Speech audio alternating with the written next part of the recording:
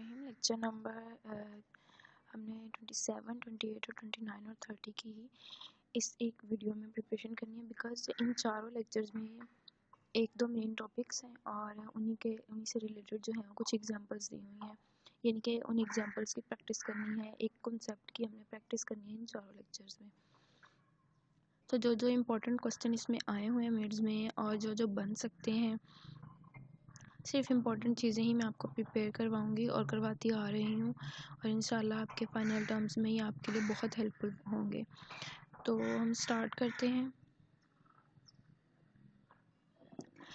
सबसे पहले जो हमारा 27 लेक्चर है उसमें माई हिल नेरोड थ्योरम के बारे में डिस्कस किया हुआ है।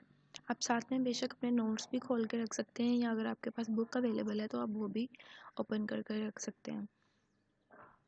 तो सबसे पहले हमने इसकी डेफिनेशन देखनी है कि अगर आपको एमसीक्यूज़ में आ जाए कि एक ऐसी लैंग्वेज जो कि रेगुलर है या नहीं है, ठीक है, it is use to show language is regular और नॉट इज़ कॉल्ड, तो वो एक माई हिल नेरोड थ्योरम कहलाता है।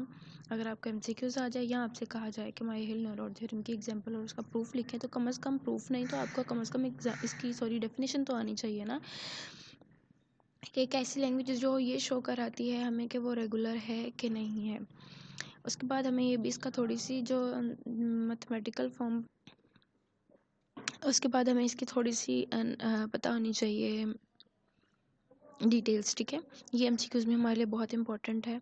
देखिए, मैं आपको कोई लेंथी काम नहीं करवा रही, बहुत शॉर्ट करवा रही हूँ, और जब तक आप ये नहीं करेंगे कैसे पास हो सकते हैं। मतलब इतना तो करें ना, इतनी तो डेप्थ में जाएं ना कि आपके पास नॉलेज हो। और जो होता है ना आपका एग्ज़ाम का जो चेक करने वाला आपका पेपर, उसको आपके आंसर से पता चल जाता है कि आपके पास कितना नॉलेज था, कितना नॉलेज है और कितना नहीं है, ठीक है। उसके बाद ये जो है, अगर आपसे पूछा जाए ना कि माई हिल नेरोड थ्योरम क्या है, ये एक नेसेसरी और सफिशिएंट कंडीशन होती है हमारे पास, ठीक है। और 1958 में जो माई हिल नेरोड ने इसको जो इसका नाम रखा था, ठीक है, और ये एक फॉर्मल लैंग्वेज थ्योरम है, ठीक है। अब अगर आपसे कहा जाए ना कि माई हिल नेरोड थ्योरम की डेफिनेशन बताएं और इसके कुछ जो हैं वो क्वालिटीज़ या उसके एडवांटेजेस तो नहीं आएगा, बट उसके बारे में थोड़ी सी डिटेल्स ये आ जाएगी कि उसको 1958 में जो नाम दिया गया था माई हिल नेरोड का, और ये एक फॉर्मल लैंग्वेज है और ये हमारे पास कैसी कंडीशन में प्रोवाइड होती है, सफिशिएंट और नेसेसरी कंडीशन में।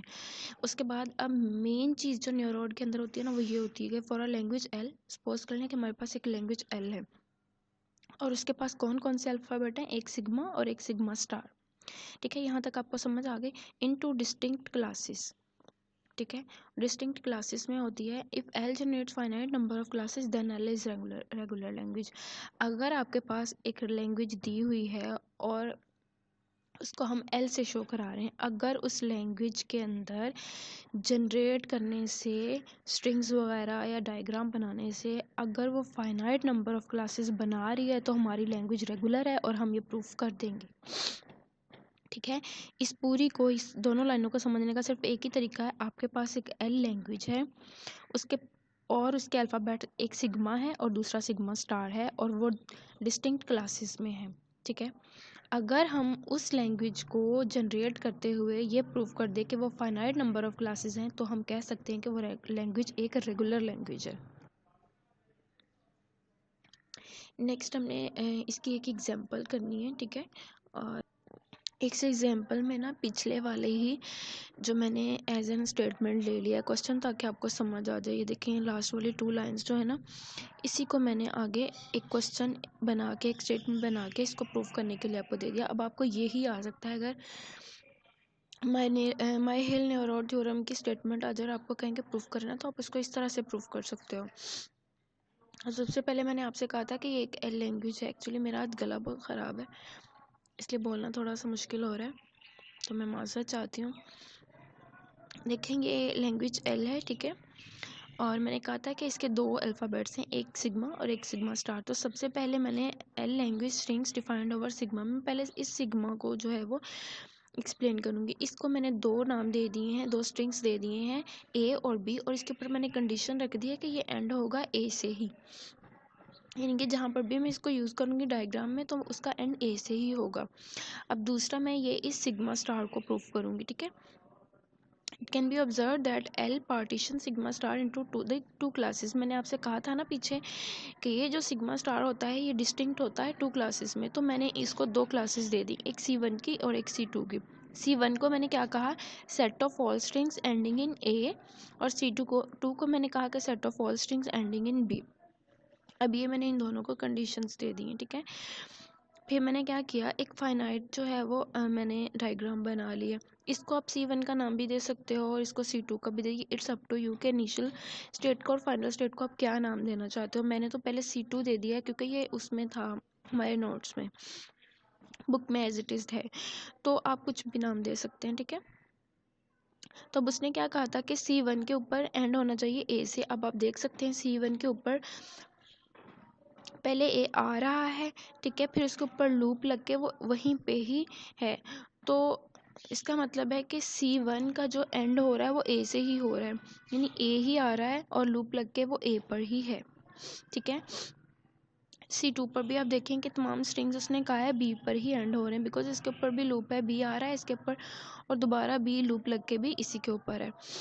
तो इस तरह से हमारी ये दोनों कंडीशंस जो हैं वो फुलफ़िल हो गई हैं, तो हम इसको कह सकते हैं देयर आर फाइनाइट क्लासेस।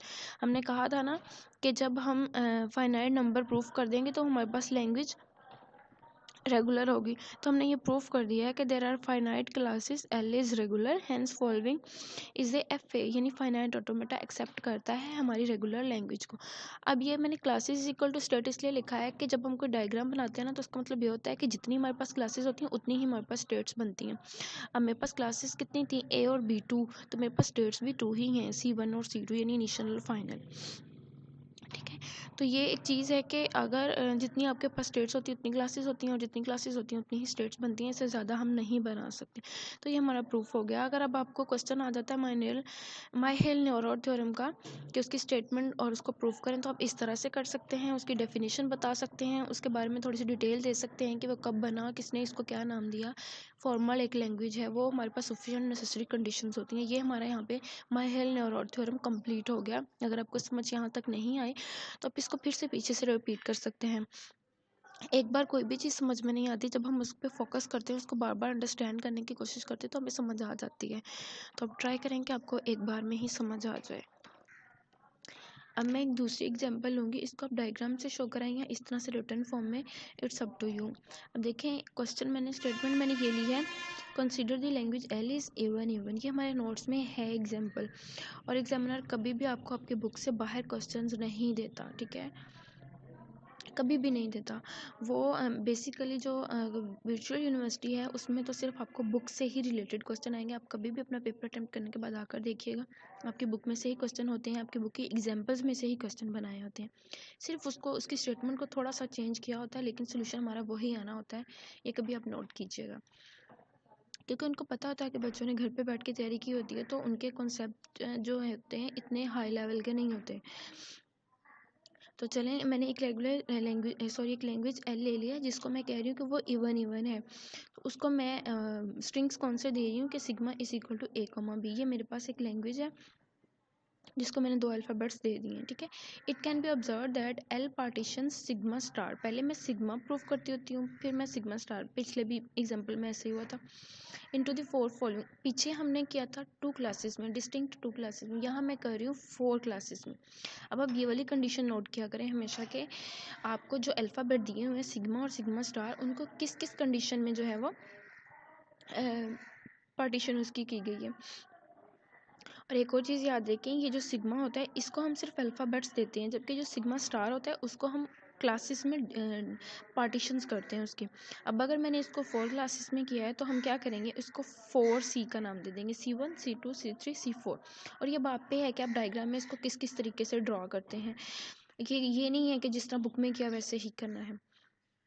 अब जो C1 है वो क्या होगा, वो set of all strings with even number of A's and odd number of B's, ठीक है, जिसके अंदर सारे इवन नंबर ऑफ ए होंगे और जो बी होंगे वो सारे ऑड होंगे। टू क्या प्रूव करता है कि सेट ऑफ ऑल स्ट्रिंग्स और नंबर ऑफ एज एंड और नंबर ऑफ बीस। अब पहले में देखें, पहले इवन फिर ऑड। मैं आपको इसको ना कलर करके दिखाती हूँ ताकि आपको शॉर्टली समझ। जी तो ये देखें, सबसे पहले वाले में C1 क्या शो कर रहा है कि इवन नंबर ऑफ ए होंगे और ऑड नंबर ऑफ बीज होंगे, ठीक है। C2 क्या कह रहा है, वो कह रहा है कि ऑड नंबर ऑफ ए होंगे और ऑड नंबर ऑफ बी होंगे, यानी कि इसमें इवन और ऑड था, दूसरे में दोनों ऑड हैं, वो ए हो या बी हो, तीसरे में क्या शो कर रहे हैं strings odd number of A's and even number of B's, ठीक हो गया। यानी कि पहली वाली को उसने थर्ड में रिवर्स कर दिया। अब इसको याद करना बहुत ईजी है। देखें, जो C1 की कंडीशन थी उसमें ए इवन होंगे और बी ऑड होंगे, और इसी तरह तीसरी कंडीशन पे ले जाएं, 1 और 3 ये दोनों आपस में रिवर्स हैं। इसमें देखें ए ऑड हो गए हैं और बी इवन हो गए हैं। अब आप C2 और C4 को देखें, ये दोनों एक दूसरे के तरह ही है, यानी कि C2 में दोनों ऑड होंगे, वो ए हो या बी हो, और C4 में दोनों इवन होंगे, वो ए हो या बी हो। अब आपके लिए कितना आसान हो गया इसको याद करना कि C1 और C3 दोनों एक दूसरे के रिवर्स हैं, इवन और ऑड, ठीक है। और C2 और C4 जो दोनों वो क्या हैं, उसमें दोनों ऑड हैं और उसमें दोनों इवन हैं। ये क्लासेस आपको तैयार हो गई अगर इस तरह का क्वेश्चन आ जाए तो। फिर हम क्या कहेंगे, सिंस देयर आर फाइनाइट में many classes generated by L, ठीक है, जितनी भी क्लासेस इसने जनरेट की हैं वो फाइनाइट है, और हमें पता है कि जब फाइनाइट ऑटोमेटा हम प्रूव कर देते हैं तो हमें पता होता है कि वो एक रेगुलर लैंग्वेज है। तो हमने कह दिया कि ये एक फाइनाइट ऑटोमेटा है। तो फिर हमने क्या किया कि C1, C2, C3 and C4 accepting L, यानी कि ये एक रेगुलर लैंग्वेज है और ये एक्सेप्ट कर रहा है L को, ये भी हमने प्रूव कर दिया। इसके बाद हमारे पास एक और टॉपिक आ जाता है डिसाइडेबिलिटी, ठीक है, और ट्यूरिंग मशीन क्या होता है। ट्यूरिंग मशीन मैंने आपको पहले समझा दिया है, लेकिन यहाँ पे क्योंकि डेफिनेशन हमने प्रिपेयर करनी थी तो मैंने फिर ट्यूरिंग मशीन को भी इसके अपोजिट में लिख लिया ताकि आपको इजीली क्लैरिफिकेशन हो जाए कि इन दोनों में डिफरेंस क्या है, इनका कॉन्सेप्ट क्या है। तो सबसे पहले हम देखेंगे ये जो है ना, ये जो ब्लू में सारा मैंने आपको 2 कॉलम की फॉर्म में दिया हुआ है ना, ये एक कॉन्सेप्ट है, जबकि ये नीचे जो डिसीजन प्रोसेस है डिसाइडेबिलिटी का या उसका प्रोसीजर है, ये बुक में डेफिनेशन है। मैंने इसलिए यहाँ पे इसको लगाया हुआ है ताकि आप कुछ भी तैयार करें आपका कॉन्सेप्ट क्लियर हो। बुक वाला तैयार करें या ये वाला तैयार करें, इट्स अप टू यू। सबसे पहले हमने पढ़ना है डिसाइडेबिलिटी, ठीक है। इसकी डेफिनेशन क्या है, ट्यूरिंग मशीन आइदर एक्सेप्ट और रिजेक्ट द लैंग्वेज, तो वो रिकर्सिव लैंग्वेज होती है। कि कौन सी लैंग्वेज है, लैंग्वेज कौन सी है, रिकर्सिव लैंग्वेज।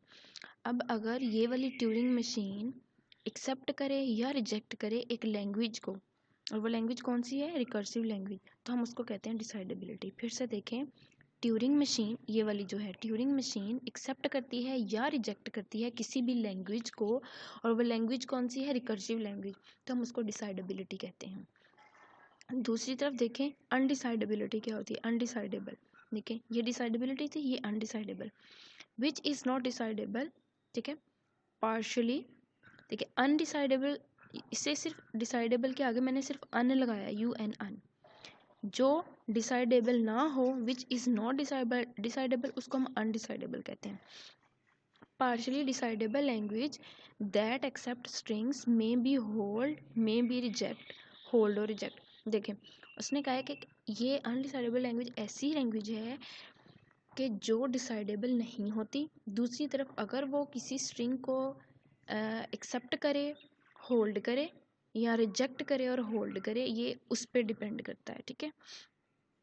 तो आपने सिर्फ इतना याद रखना है कि ये जो है वो एक्सेप्ट और रिजेक्ट करती है एक लैंग्वेज को, और ये क्या करती है, ये डिसाइडेबल नहीं है। विच इज़ नॉट डिसाइडेबल लिख दें आप आंसर में, या लिख दें पार्शली डिसाइडेबल लैंग्वेज।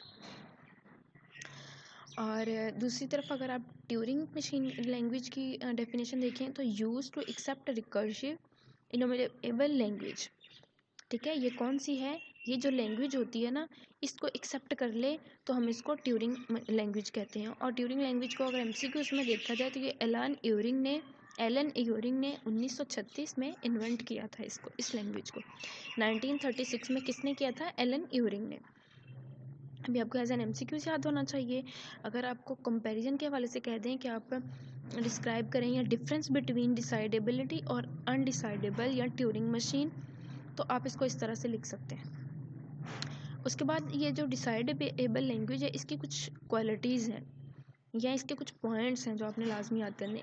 इसके अंदर क्या होता है, ऑल डिसाइडेबल रिकर्सिव लैंग्वेजेस होती हैं। अ डिसाइडेबल लैंग्वेज इज़ रेगुलर, आपको पता होना चाहिए कि जो डिसाइडेबल लैंग्वेज होती है वो रेगुलर होती है। तीसरा, आपको ये पता होना चाहिए कि every decidable language accept Turing, कि हर डिसाइडेबल लैंग्वेज ट्यूरिंग को एक्सेप्ट लाजमी करती है। तीसरा, कॉम्प्लीमेंट इज़ ऑल्सो डिसाइडेबल, इसके अंदर अगर कॉम्प्लीमेंट की बात की जाए तो वो भी डिसाइडेबल होता है।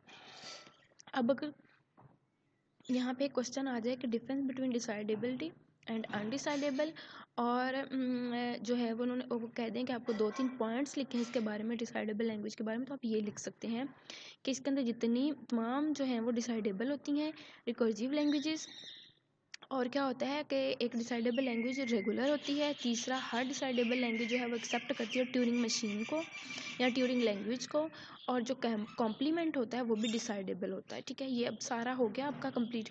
अब अगर आप ये वाली डेफिनेशन प्रिपेयर करना चाहते हैं ना, बुक वाली, तो वो भी कर सकते हैं। देखें, डिसीजन प्रोसीजर में क्या होता है, अगर आपके पास एक प्रॉब्लम है और उसके आंसर में वो येस या नो कोई एक सिचुएशन देता है, तो हम उसको कहते हैं कि हमने डिसीजन कर लिया है, कि हमारे पास एक्सेप्ट भी है चीज़ और नहीं है, कोई एक बताना है, आपने दोनों नहीं करने। वो कह रहा है कि अगर सॉल्व करने के बाद आपके पास येस या नो वाला आंसर आता है, तो आप उसको कहते हैं कि हमने डिसाइड कर लिया, और ये डिसाइडेबल प्रोसीजर कहलाता है। दूसरी तरफ आप वो कह रहा है कि एक ऐसा प्रॉब्लम है हमारे पास जिसमें हम डिसीजन लेते हैं, ठीक है, तो उसको हम डिसाइडेबल प्रॉब्लम कहते हैं। उसमें हमने अभी डिसीजन करना होता है, ठीक है, उसमें एफ ए बनाना होता है और एफ ए इक्वलेंट होना चाहिए। इस तरह की कुछ कंडीशंस आ जाती हैं, और अब ये आप पे है कि आपने इसको किस तरह से प्रिपेयर। आगे देखें, अभी ये ना 2 क्वेश्चन बन रहे थे इन्हीं लेक्चर्स में से, ठीक है, 27 से 30 तक, तो आपको वो प्रिपेयर करवाने लगी हूँ। How to prove language is decidable. अब अगर आपको क्वेश्चन आ जाता है कि एक लैंग्वेज को आप कैसे प्रूव करेंगे कि वो डिसाइडेबल है, वो तो डेफिनेशंस थी ना, लेकिन अगर आपको प्रूव करने का कोई मैथमेटिकल क्वेश्चन आ जाए, तो आपने इसको इस तरह करना है। आपने एक डब्ल्यू लेना है, उसको नाम दे देना है कि ये आपकी ट्यूरिंग मशीन है। फिर आपके पास एक और स्ट्रिंग आ जाएगा के, जिसको आप स्ट्रिंग्स कहेंगे। अब आप इसको प्रूफ इस तरह से करेंगे कि इफ़ के, यानी ये जो आपका स्ट्रिंग है ये वो बिलोंग करता है जी से, तो डब्ल्यू यानी ट्यूरिंग मशीन क्या करेगी, एक्सेप्ट द लैंग्वेज, और फिर जो एक्सेप्ट करती है ना, वो जाहिर बात है होल्ड भी करती है। यानी कि मैंने आप देखें, कॉल ही अगर आप कोई सुन रहे हैं, तो आप पहले उसको एक्सेप्ट करते हैं, कॉल आ रही होती है, फिर आप उसको होल्ड डाउन रखते हैं, यानी या तो आप उस कॉल को चला रहे होते हैं, कॉन्टीन्यूसली बात कर रहे होते हैं, या आप उसको होल्ड डाउन करते होते हैं। और दूसरी बात, अगर आप उसको एक्सेप्ट नहीं करते, कॉल काट देते हैं, तो आप उसको होल्ड भी तो नहीं ना करते, नॉट होल्ड होता है ना। तो ये 2 कंडीशंस आपने याद रखनी है। अब ये जो डब्ल्यू है, ये कह रहा है कि जो ट्यूरिंग मशीन है वो एक्सेप्ट कर लेती है लैंग्वेज को और उसको होल्ड करके रखती है। दूसरी कंडीशन वो कह रहा है, इस साइन के ऊपर ना नोट का साइन आना था, चले मैं आपको लगा के दिखाती हूँ, ठीक है, ये लें जी, लग गया, ठीक है। ये वाला कुछ भी नहीं है, ये वैसे ही इसके ऊपर है, तो सिर्फ जी ही लिखना है। अच्छा, ये कह रहा है कि यहाँ पे तो था कि वो बिलोंग कर रही है जी से, ठीक है, तो डब्ल्यू जो मशीन है ड्यूरिंग वो एक्सेप्ट कर रही है और होल्ड कर रही है। अब दूसरी तरफ वो कह रहा है कि अगर इफ़ के डज नॉट बिलोंग्स टू जी, अगर के जो स्ट्रिंग्स हैं हमारे वो जी से बिलोंग नहीं करते, तो वो डब्ल्यू क्या करेगा, ट्यूरिंग मशीन क्या करेगा, रिजेक्ट कर देगा लैंग्वेज को और उसको होल्ड नहीं करेगा। ये इसका प्रूफ है अगर आपको क्वेश्चन आ जाए। दूसरी तरफ वो क्वेश्चन कर रहा है कि प्रूफ फॉर अनडिसाइडेबल लैंग्वेज, कि कोई हमें प्रूव करके दिखाएं कि अनडिसाइडेबल लैंग्वेज का, तो हम कहेंगे we have to prove there is no Turing machine that decidable the language, कि हमारे पास अनडिसाइडेबल लैंग्वेज के लिए कोई ट्यूरिंग मशीन नहीं है जो ये डिसाइड करे कि हमारी लैंग्वेज जो है वो रेगुलर है, फाइनाइट है, कुछ भी उसकी कंडीशंस हैं, ठीक है, क्योंकि डिसाइडेबल लैंग्वेज ही सब कुछ डिसाइड करती है, तो इसलिए हम अनडिसाइडेबल के लिए प्रूफ नहीं करेंगे, बल्कि ये वाली लाइन इस तरह से लिख देंगे, ठीक है। अब एक और डिसाइडेबल प्रॉब्लम के हवाले से क्वेश्चंस बन रहे हैं, तीनों क्वेश्चंस बने हैं, आप बहुत इंपॉर्टेंट है, ये भी आपने बहुत अच्छे से अंडरस्टैंड देखें। इसमें 4 लेक्चर 27, 28, 29, 30 4 लेक्चर्स जो हैं वो आपके कवर हो रहे हैं, तो आपको इसको बहुत अच्छे से समझना चाहिए, चारों लेक्चर्स को एक ही वीडियो में। ये मत सोचें कि ये हमें इतना कुछ पढ़ना पड़ेगा, तो अलग अलग से प्रिपेयर करने से अच्छा है ना कि आप इसको यहीं पे जो है वो अच्छे से प्रिपेयर करें। पेपर के पास आकर तो पढ़ना होता है, तो वो भी अगर अच्छे तरीके से ना पढ़े तो हमारे मार्क्स कैसे आएंगे? कैसे हम फिर ये एक्सपेक्ट करें कि हमें अच्छे मार्क्स मिल जाएंगे? तो कम से कम करीब आकर तो पेपर्स के हमें कुछ चीज़ों को अच्छे से समझ कर नंबर लेना चाहिए।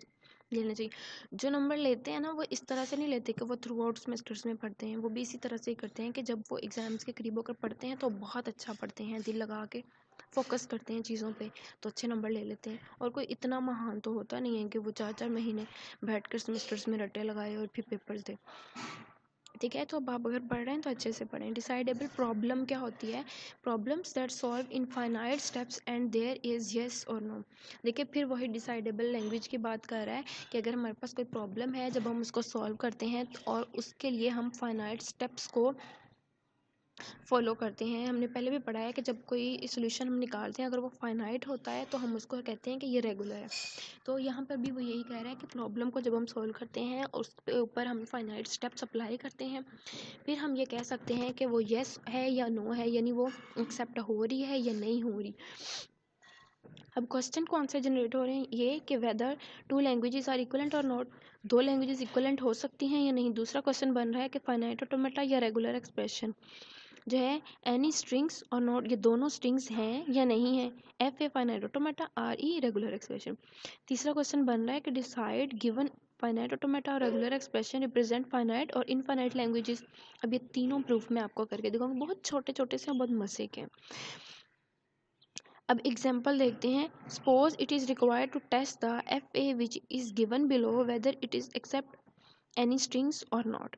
अब ये एक आपको क्वेश्चन है, समझ लें, ठीक है। अब ये स्टेप्स हैं हमारे इस फाइनाइट के।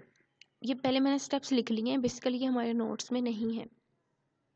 इन स्टेप्स को फॉलो करते हुए आप इस वाली एग्जाम्पल को सॉल्व कर सकते हैं, अगर आपको ये पेपर में एग्जाम्पल आ जाए, ठीक है। अब ये एग्जाम्पल जो है वो मैं आपको नोट से कवर करवाऊंगी। ये देखिए, यहाँ पे लिखा हुआ ना एग्जाम्पल फ्रॉम लेक्चर नंबर 29। तो इसको करने से पहले ये जो है स्टेप्स वो देख ले। मार्क इनिशियल स्टेट, सबसे पहले आपने इनिशियल स्टेट मार्क करनी है। फिर क्या करना है? मार्क कनेक्टेड स्टेट, फिर remove edges, repetition marks next state and remove edges. चलेंगे, मैं आपको साथ साथ करवाती हूँ, ठीक है। ये लेंगे हम आगे अपने नोट्स पे। ये हमारे पास एग्जांपल है। It is required to test the F A यानी finite automata which is given below. ये हमें डायग्राम इस तरह से दे दी जाएगी। Whether it accepts any strings और नॉट, आपने ये प्रूव करना है कि आपके पास कोई जो स्ट्रिंग्स हैं ये एक्सेप्ट करती हैं या नहीं। फाइनाइट ऑटोमेटा जो हमारा है वो स्ट्रिंग्स को एक्सेप्ट कर रहा है यहाँ पे या नहीं। तो मेरे स्टेप्स क्या थे? मेरे स्टेप्स ये थे।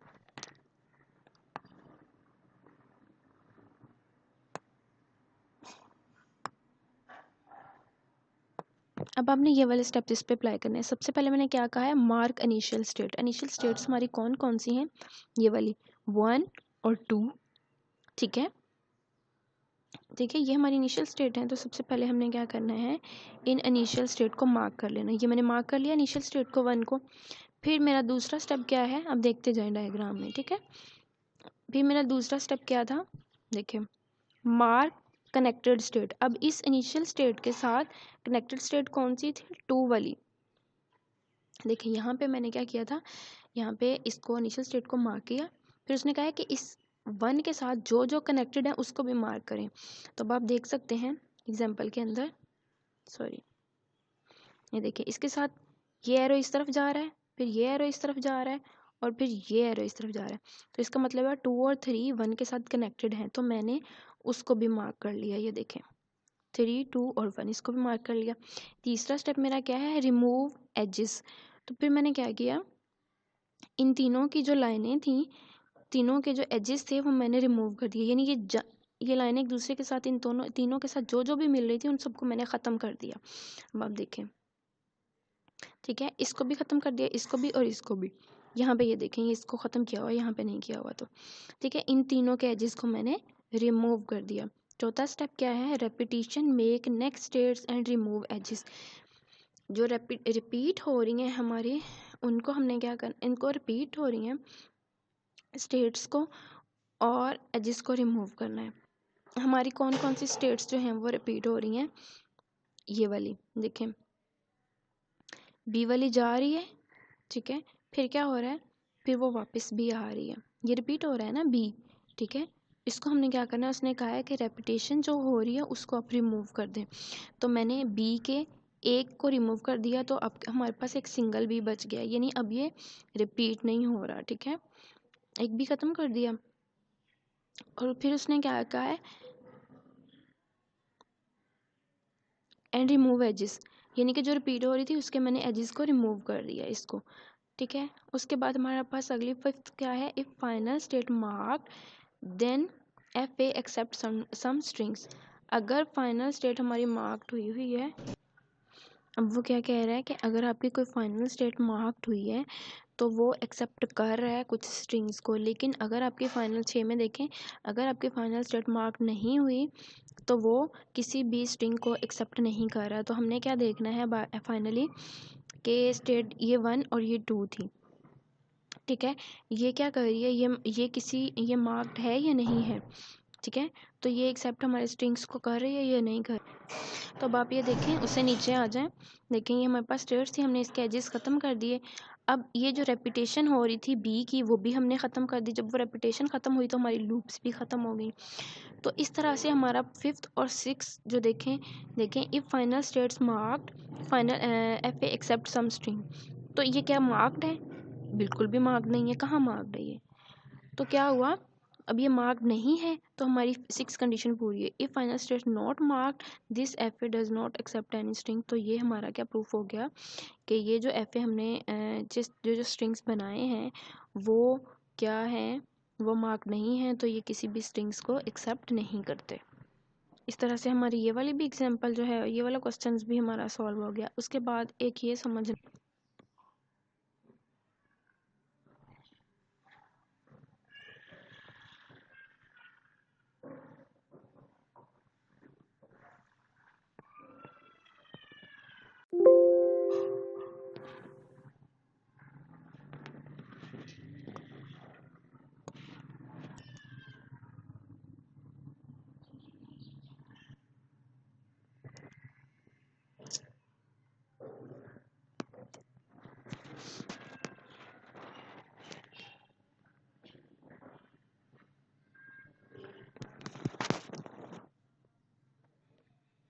अच्छा मैं बेसिकली यहाँ पे ना आपको ये बताना चाह रही थी कि मैं ये कौन से क्वेश्चन का आंसर सॉल्व करने लगी हूँ।